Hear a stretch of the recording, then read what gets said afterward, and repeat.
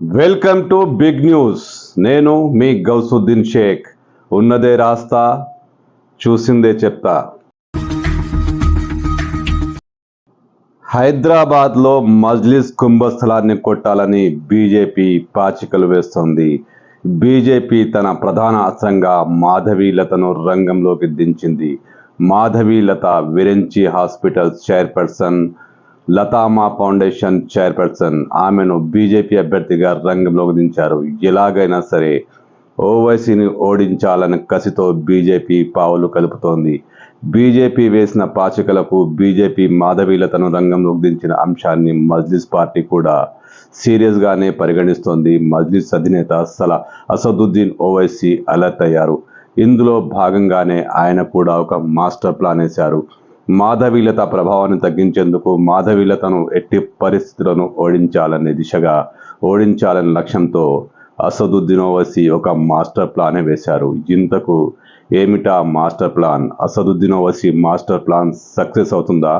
అసదుద్దీన్ ఓవైసీ మాధవీలతను ఓడిస్తారా, లేక మాధవీలత అసద్ను ఇంటికి పంపిస్తుందా? మజ్లిస్ పార్టీ అధినేత, హైదరాబాద్ ఎంపీ ఇంతకు మాధవీలతను ఓడించేందుకు ఎలాంటి మాస్టర్ ప్లాన్ వేశారు? ఆ మాస్టర్ ప్లాన్ సారాంశం ఏంటి? ఆ మాస్టర్ ప్లాన్ స్థితిగతులేంటి? ఇంతకు ఏమిటా మాస్టర్ ప్లాన్ అంటే కాంగ్రెస్తో దోస్తీ.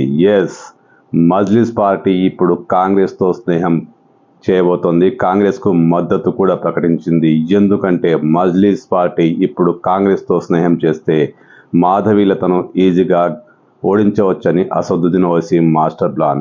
అసదుద్దీన్ ఓవైసీ తన మాస్టర్ ప్లాన్లో భాగంగా కాంగ్రెస్ పార్టీకి తెలంగాణ వ్యాప్తంగా మద్దతు ప్రకటిస్తారు. తెలంగాణలో ఎంపీ ఎన్నికల్లో కాంగ్రెస్ పార్టీకి ఓటేయాలని ఆయన ముస్లింలకు పిలుపునిస్తారు.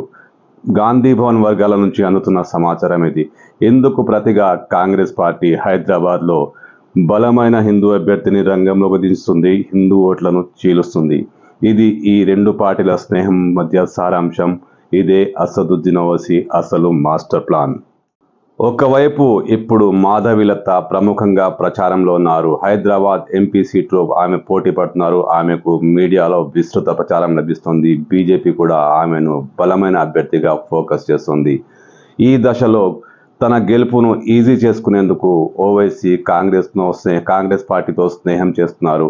ఆయన హఠాత్తుగా కొంతకాలం పాటు కేసీఆర్ ఓడిపోయిన కేసీఆర్కే మద్దతు పలికారు. కానీ సడన్గా రూటు మార్చారు. కాంగ్రెస్ పార్టీకి మద్దతు ప్రకటించారు. హైదరాబాద్లో జరిగిన ఒక కార్యక్రమంలో అసదుద్దీన్ ఓవైసీ మాట్లాడుతూ ప్రజాభిష్టం మేరకే కాంగ్రెస్కు మద్దతు పలుకుతున్నామని, వచ్చే 5 సంవత్సరాల పాటు కాంగ్రెస్కు అండగా ఉంటామని ఆయన బహిరంగంగా ప్రకటించారు. దీని వెనుకే అసలు స్ట్రాటజీ ఉంది. కాంగ్రెస్తో స్నేహం చేస్తే హైదరాబాద్లో తన గెలుపు ఈజీ అంటూ అసదుద్దీన్ ఓవైసీ అంచనాలు వేస్తున్నారు. ఆ అంచనాల నేపథ్యంలోనే ఆయన రేవంత్ రెడ్డికి దగ్గరయ్యారు. కాంగ్రెస్ పార్టీకి బహిరంగంగా మద్దతు ప్రకటించారు. అంటే కేసీఆర్ను గాలికి వదిలేశారు. అవకాశవాదిగా పేరున్న అసదుద్దీన్ ఓవైసీ ఈసారి కూడా అధికార పార్టీ పక్షానే చేరిపోయారు.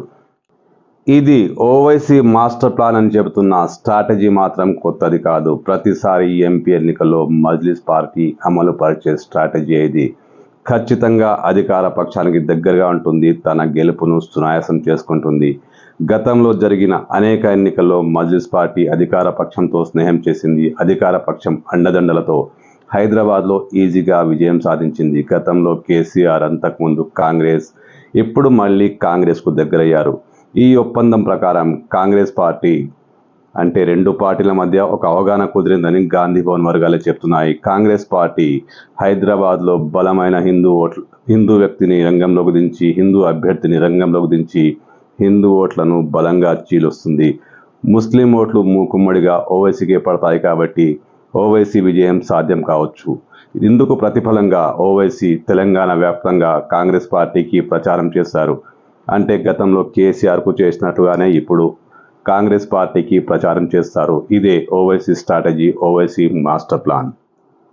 బీఆర్ఎస్ అయితేనేంటి, కాంగ్రెస్ అయితేనేంటి, బీజేపీ ఆశలను గల్లంతు చేసేందుకు ఓవైసీకి ఎప్పుడు సహకరిస్తూనే ఉంటాయి. బీజేపీ మాత్రం ఈసారి గట్టి ప్రయత్నాలతోనే రంగంలోకి దించుతుంది. ముఖ్యంగా మహిళా ఓట్లు మాధవీలతకు గంపగుత్తగా పడే అవకాశాలున్నాయని బీజేపీ భావిస్తోంది. ముఖ్యంగా ముస్లిం మహిళల్లో కూడా త్రిబుల్ తలాక్కు సంబంధించి మాధవీలత గట్టి ప్రచారమే చేశారు. త్రిబుల్ తలాక్ వల్ల మహిళలకు ఎలాంటి ప్రయోజనమో ఆమె ముస్లిం మహిళలకు నచ్చజెప్పే ప్రయత్నం చేశారు.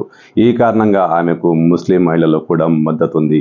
ఇటు ముస్లిం మహిళలు, అటు హిందూ మహిళలు విభజించి విడిపోయి ఉన్న హిందూ వర్గాల ఓట్లను ఏకీకృతం చేసి కనీసం గతంలో వచ్చిన ఓట్ల కంటే 1,50,000 ఓట్లు అధికంగా సాధిస్తే ఈసారి ఓవైసీని ఓడించడం చాలా సునాయాసమని బీజేపీ లెక్కలు వేస్తోంది. మాధవీలత అందుకు అనుగుణంగానే అడుగులేస్తున్నారు. మరి ఓవైసీ మాస్టర్ ప్లాన్ బీజేపీ ఆశలను దెబ్బతీస్తుందా? బీజేపీ లెక్కలను తారుమారు చేస్తుందా? ఏమో, ఓవైసీ మాస్టర్ ప్లాన్ ఎప్పుడూ అధికార పక్షం సహకారంతోనే కొనసాగుతుంటుంది. బీజేపీ గనక గట్టిగా ట్రై చేస్తే హైదరాబాద్ చరిత్రను తిరగరాసే అవకాశం చాలా స్పష్టంగా ఉంది. ముస్లిం మహిళల మద్దతు, కనీసం 10% ముస్లిం మహిళల మద్దతు బీజేపీకి ఉన్న, హిందూ ఓట్లు సంఘటితంగా పడిన, గతంలో కంటే 1,50,000 ఓట్లు అధికంగా పడ్డా ఇక్కడ బీజేపీ గెలుపు సునాయాసమే. ఎందుకంటే మజ్లిస్ పార్టీ ప్రభావం తగ్గుతోంది. మజ్లిస్ పార్టీకి గత ఎన్నికల్లో యాహత్పురాలో చూస్తే జస్ట్ 800 ఓట్ల తేడాతో గెలిచింది. అనేక చోట్ల దాని ఓటింగ్ శాతం తగ్గిపోయింది. ఇదే పరిస్థితి, ఇదే ట్రెండ్ కొనసాగితే బీజేపీ చరిత్రను తిరగరాసే అవకాశం చాలా స్పష్టంగా ఉంది. కానీ హిందూ ఓట్లు సంఘటితమవుతాయా? హిందూ ఓట్లు కాంగ్రెస్కు పడే అవకాశం లేదా? కాంగ్రెస్ ఖచ్చితంగా హిందూ అభ్యర్థిని రంగంలోకి దించుతుంది, హిందూ ఓట్లను చీలుస్తుంది. మరోవైపు బీఆర్ఎస్ కూడా ఓవైసీకి కొంత సానుకూలంగా ఉన్నట్టుంది. ప్రస్తుతానికి సైలెంట్ ఉంది. కానీ ఆ పార్టీ కూడా ముస్లిం అభ్యర్థిని రంగంలో దించే అవకాశాలు అంతగా లేవు. బీఆర్ఎస్ కూడా హిందూ అభ్యర్థిని రంగంలోకి దించుతుంది. ఎటు చూసి అందరి మాస్టర్ ప్లాన్ ఒకటే, బీజేపీని ఓడించడం. చరిత్ర చెప్పిన సత్యం ఏమిటంటే ఓవైసీ ఎప్పుడు అవకాశవాద రాజకీయాలు చేస్తారు, అధికార పక్షంతోనే అంటగాగుతారు. ఈ కారణంగానే ఆయన సునాయాసంగా గెలవగలుగుతున్నారు. గతంలో ఒకసారి టీడీపీ బలమైన అభ్యర్థిని రంగంలోకి దించినప్పుడు ఓవైసీ జస్ట్ 1,00,000 ఓట్ల మెజారిటీతోనే గెలిచారు. ఇప్పుడు అదే సీన్ పునరావృతమైతే మాధవీలత గట్టి అభ్యర్థిగా నిలబడగలిగితే, హిందూ ఓట్లు నిజంగా సమీకృతమవుతే, ముస్లింలలో కొంత శాతమన్న మాధవీలతకు ఓట్లు పడితే చరిత్ర తిరగరాసే అవకాశం స్పష్టంగా ఉంది. కానీ ఓవైసీ అపర రాజకీయ చాణక్యుడు. ఆయన అర్ధబలం, అంగబలం చాలా బలంగా ఉంటుంది. అధికార పక్షం అండదండలతో ఆయన ఖచ్చితంగా ఏదో ఒక రకంగా గెలుపు సునాయాసం చేసుకునేందుకు ప్రయత్నాలు చేస్తూనే ఉంటారు. ఇందులో భాగంగానే ఆయన కాంగ్రెస్తో జత కట్టారు.